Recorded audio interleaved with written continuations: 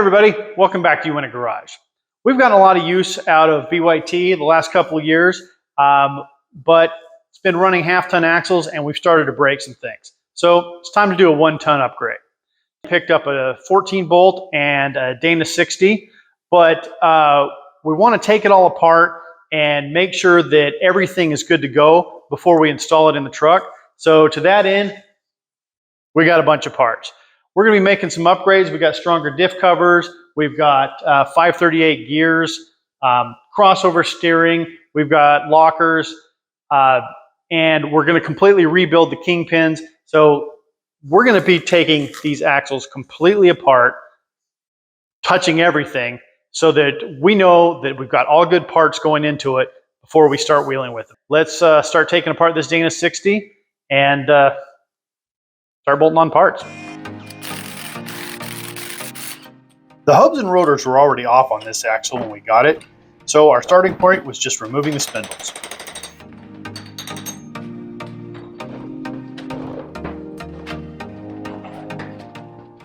I'm showing you the whole process of taking apart this axle, so you can see just how easy these kingpin axles are to rebuild.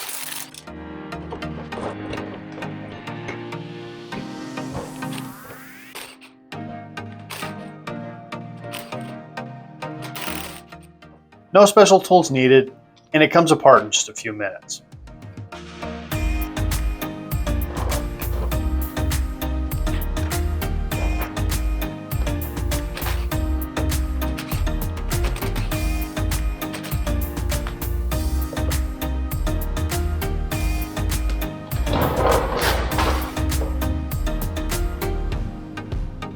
Well, that was easy. This differential was left open in the weather for a long time, so it's pretty crusty, but it's not a problem for us because we won't be reusing any of this.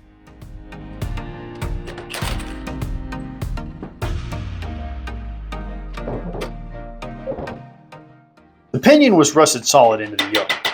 We could have created a tool to pull the yoke, but since we won't be reusing the pinion anyway, we decided it was quicker to just make it red hot and hit it with a BFH.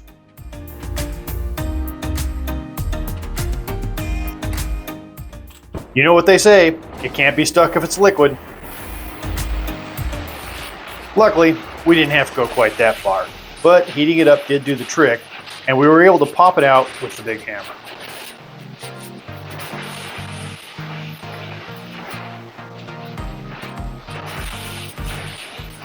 We mushroomed the top of the pinion pretty good, but at least these crusty old parts are out.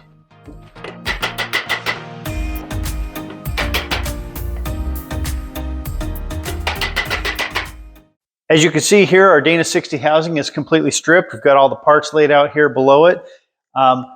We are ready to start cleaning this up and get it ready for paint and for our new parts.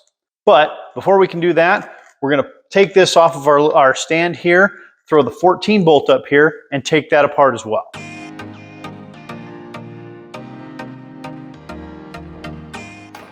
It's amazing how much lighter the axle housing is with everything removed. But since the 14 bolt is still fully loaded, we used the gantry crane to get it up onto the axle stand.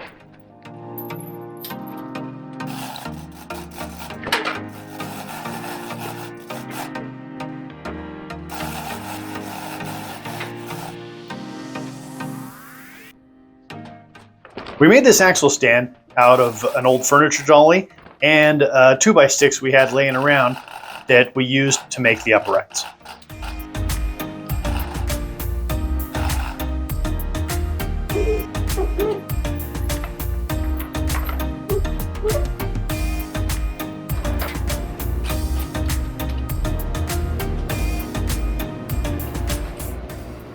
As you can see, the 14 bolt comes apart pretty easy as well. This one was already set up for disc brakes, so we didn't have to mess around with removing the drums and the brake shoes. The only specialty tool needed was the hub socket. Luckily enough, the Dana 60 and the 14 bolt used the same hub socket.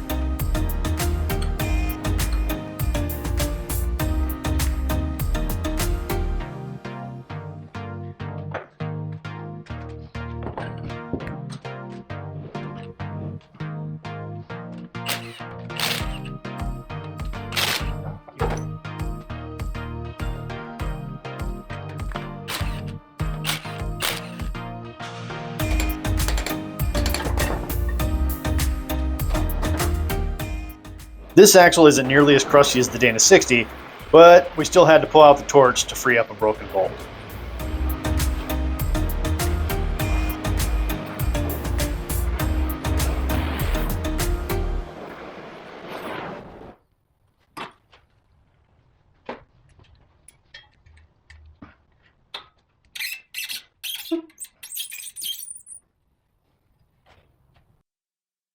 We have both of our axle housings completely stripped down. Here's the Dana 60 and the 14 bolt. Now we need to clean everything off the tubes that we don't need. So we've got to remove these crappy old spring perches. Those are probably original spring perches that were never properly cleaned off. So we'll get those cut off properly. On the Dana 60, we have this mount for an old steering stabilizer. We're not going to be using that, so we'll cut that off.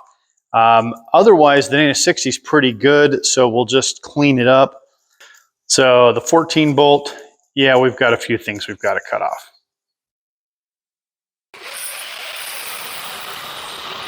A grinder makes short work of cutting off the perches.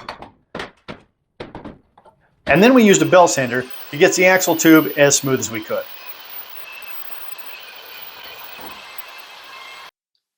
We've got our 14 bolt axle here all cleaned up, and now it's time to make some improvements. Switching to a 14 bolt axle gives you a lot more strength over the half-ton axle we were running before, but it comes with a downside. And that is that you end up losing a lot of ground clearance right here because this pumpkin is so big. Well, there's something you can do about that. As you can see right here, there's a pretty big lip on the bottom of the pumpkin. Well, you can cut that off. And what that's going to do is, first of all, it's going to get rid of this lip that can catch on every rock that you drive over, but you can also gain back about 1 inch of ground clearance. You can use a grinder here as well, but the portaband is even quicker. I should have been using eye protection here since I was using the saw upside down. I ended up with metal in my eye right here. That was a trip to the doctor I could have done without. But I was able to finish the cut and move on to smoothing the bottom of the diff. This time, wearing a bit more PPE.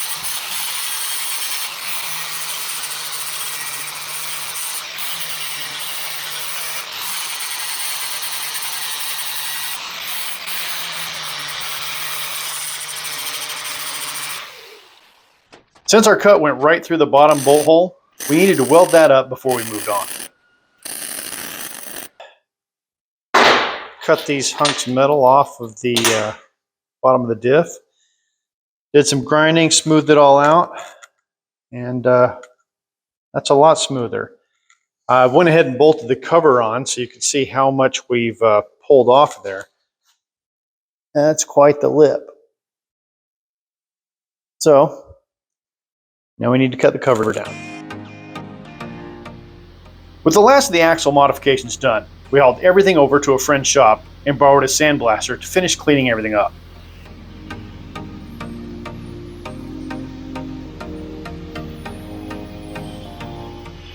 We taped off all the machine surfaces so we didn't mess them up and got to blasting.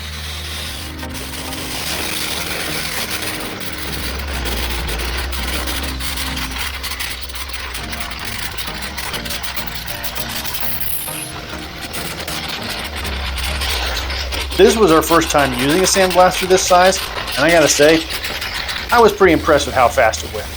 We got all the parts cleaned up in about 20 minutes.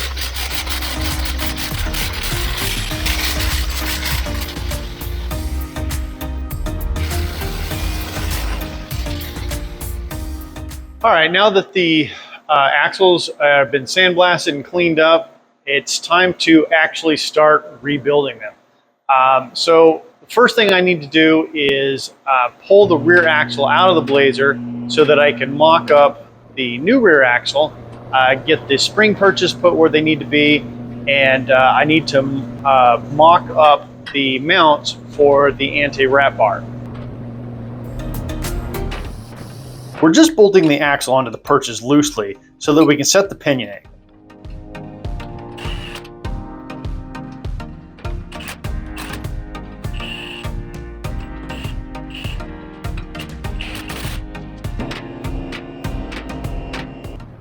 Once that was set, we decided it would be a good idea to weld the axle tubes to the housing. We don't want the tubes to be able to spin if we really get on it.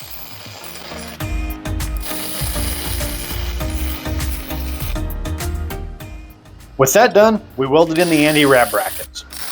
Once everything was mocked up, we pulled it back out from under the truck to finish off the welding. With the rear axle housing modifications done, it was time to do the re-gear.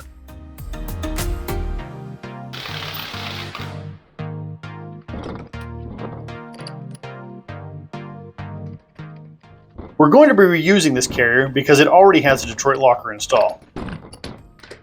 Of course, that also means we have to keep it bolted together while we change the ring gear, so the spring doesn't try to kill us. Running a bolt through the middle of the carrier is plenty to keep everything together while we remove the ring gear bolts.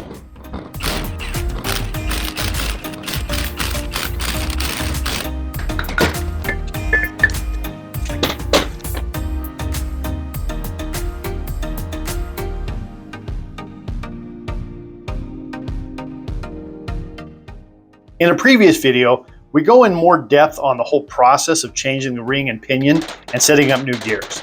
We'll make sure to put a link in the description below, but for this video, we're going to focus on what's involved in the actual axle swap. However, we did run into an issue specific to this gear swap. All right, I've run into an issue with getting the ring gear into this 14-bolt axle. It turns out when you go to 5/38, which I am, the ring gear will contact the pinion support right down there. So what you're going to have to do is grind down the pinion support a little bit so the ring gear will fit past it. So pull the ring gear out and get that done. All right, there's the pinion support shaved down a bit, and now we should be able to get the ring gear in.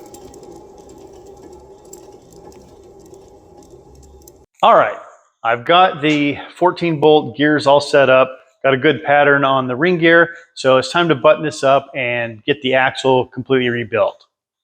Got all the parts laid out here. Time to put this thing back together.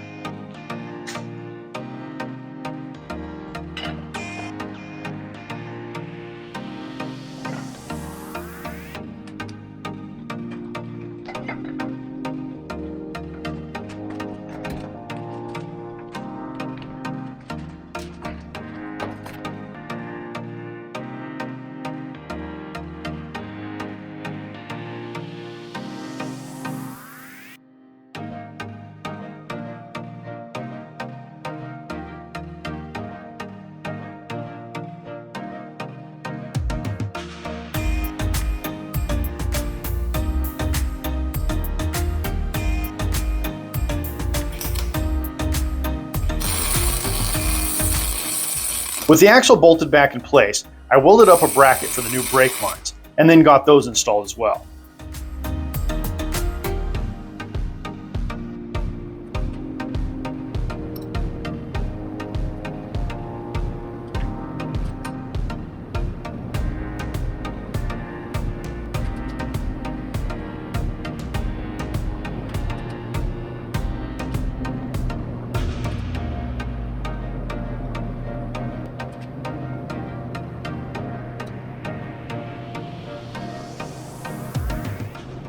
We also have a video with a more detailed look at swapping from drum to disc brakes on a 14 bolt, so we'll also link that video in the description.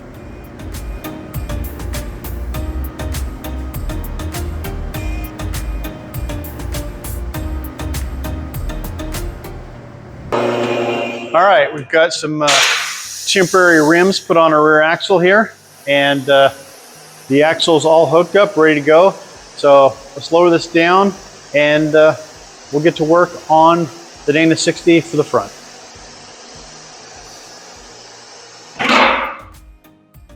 The Dana 60 front housing didn't require any customization, so we just got the parts painted up using Steel It Gray and went right into setting up the gears. As I mentioned before, we won't be using the original carrier because we're installing a Yukon zip locker. We'll be covering the details of that install in an upcoming video, but for now, once we got a good pattern on the ring and pinion, we could move on to the rest of the axle setup. All right, we're ready to assemble the knuckle on the Dana 60. We've already pressed in the lower race and cover plate, and to finish installing the lower half of the inner C, you're going to grease your lower bearing and then put it in with the seal. And then when you go to install the knuckle, you're going to put this over the kingpin and around the bottom, and then the lower piece will go into the bearing like that. To assemble the upper kingpin part, you're going to put this small seal over the kingpin, and then your bushing will go in like that. Your metal washer goes on, then your spring, and there your cap. Now you're going to liberally grease all of this, but there's grease zerks on the top and on the bottom. All right, this is the bottom of the axle. Put the top over the kingpin, slide that into place, and then the bottom piece goes on.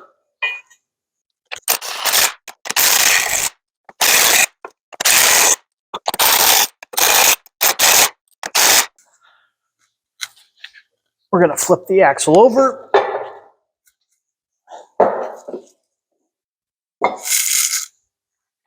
And assemble the top. Bushing, washer, spring, gasket, and cap. But before we get all that done, we're going to grease the bushing and spring real good. We won the Dana 60 crossover steering kit at Blazer Bash last year, so we're replacing the cap with their steering arm on the passenger side knuckle. We use a big C-clamp to compress the springs enough to get the nuts onto the stud. Then gave them a few ugga-duggas. All right, now that we've got the knuckles all rebuilt, it's time to work on the tie rod. Now we're going to be upgrading to this quarter wall DOM for our tie rod. On the old tie rod, the stock type, we hit that on a lot of rocks, bent it several times, so hopefully that'll hold up a little bit better. We're going with these offset tie rod ends because that'll pull the tie rod just a little bit farther away from our diff cover here. And when we're articulating this with a straight tie rod end, it was hitting, so that'll give us a little bit more room.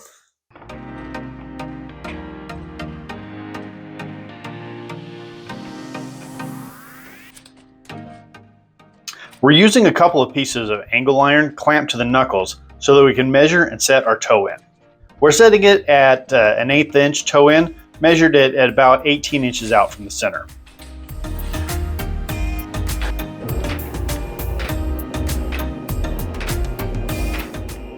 Having access to a lift definitely makes this job easier, but plenty of guys have done the same thing with just a few jack stands in a driveway.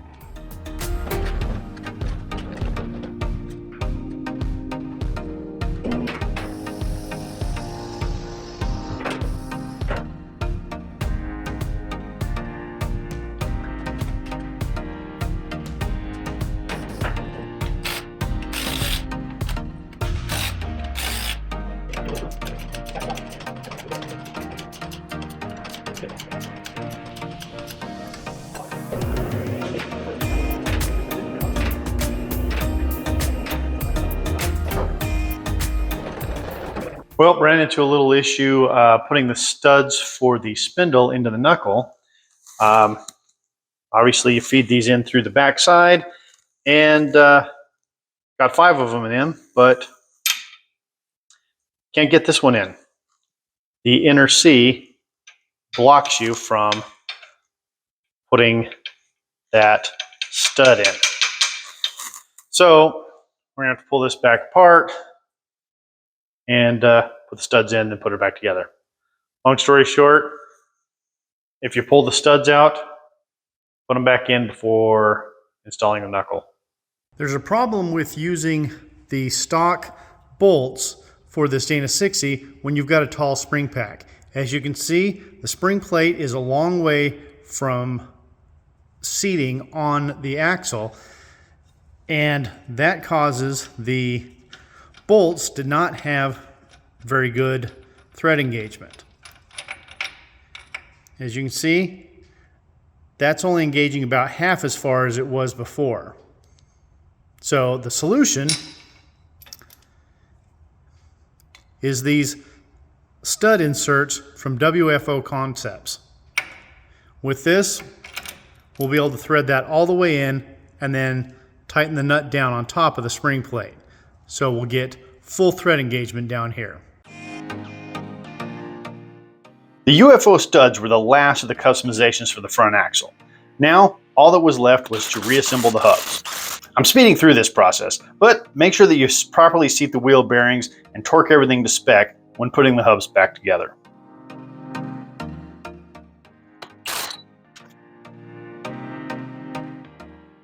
After the hubs and lockers, we bolted on the brakes, hooked up the drive shafts and shocks, and we're ready to enjoy our new, stronger running gear. All right, the Dana 60 is in. Steering's all hooked up. Everything's looking good.